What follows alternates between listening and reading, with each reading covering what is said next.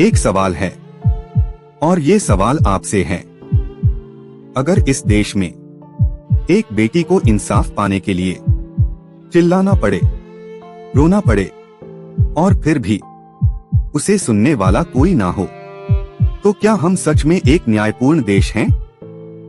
मणिपुर में जो हुआ वो सिर्फ एक घटना नहीं थी, वो इंसाफ की परीक्षा थी। एक लड़की जिसके साथ गलत हुआ, लेकिन असली दर्द ये नहीं था कि उसके साथ क्या हुआ। असली दर्द ये था कि उसे इंसाफ कब मिलेगा, क्योंकि इस देश में अपराध से ज्यादा डरावना क्या है पता है? इंसाफ का देर से मिलना या कभी ना मिलना। आज की कहानी किसी नेता की नहीं है, किसी पार्टी की नहीं है। ये कहानी है एक सवाल की, क्या इस देश में हर बेटी को सच में न्याय मिलता है, या कुछ आवाजें सिर्फ खबर बनकर रह जाती हैं? मणिपुर में एक लड़की चिल्ला रही थी, लेकिन सवाल ये है, क्या उसकी आवाज दिल्ली तक पहुंची या रास्ते में ही दबा दी गई?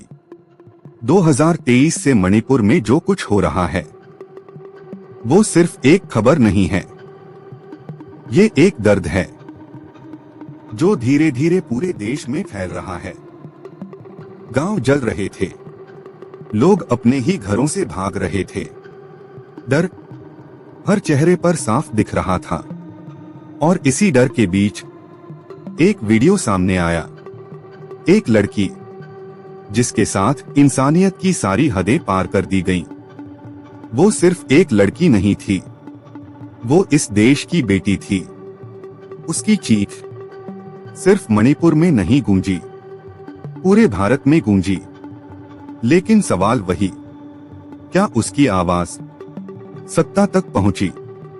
जब भी देश में इतना बड़ा मुद्दा उठता है तो सबकी नजर एक ही इंसान पर जाती है, नरेंद्र मोदी।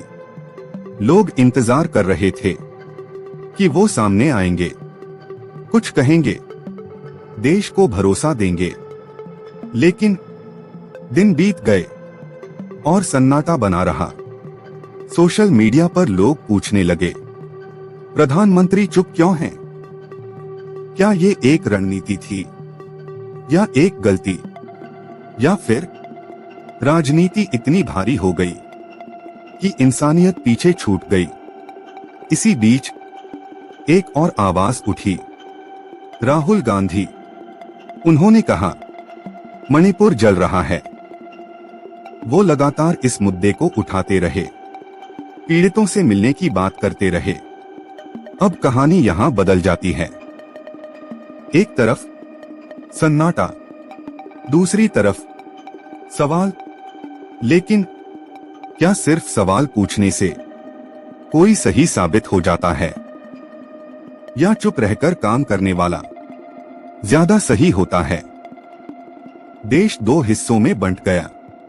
कुछ लोग कह रहे थे, जो बोल रहा है वही देश का सच्चा नेता है, और कुछ कह रहे थे, जो काम कर रहा है वही असली नेता है। लेकिन उस लड़की को इन बहसों से कोई फर्क नहीं पड़ता। उसे फर्क पड़ता है इंसाफ से। उसे फर्क पड़ता है उस दिन से जब उसके साथ ये सब हुआ, और शायद आज भी वो इंतजार कर रही है कि कोई आए और उसे न्याय दिलाए। ना उसे राजनीति समझ आती है, ना बयानबाजी।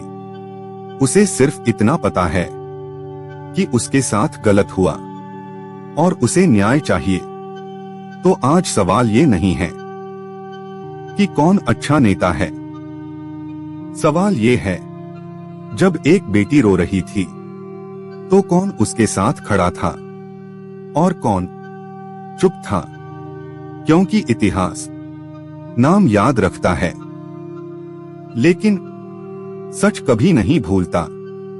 और मणिपुर की वो चीख शायद हमेशा गूंजती रहेगी, जब तक उसे न्याय नहीं मिल जाता। अब फैसला आपका है।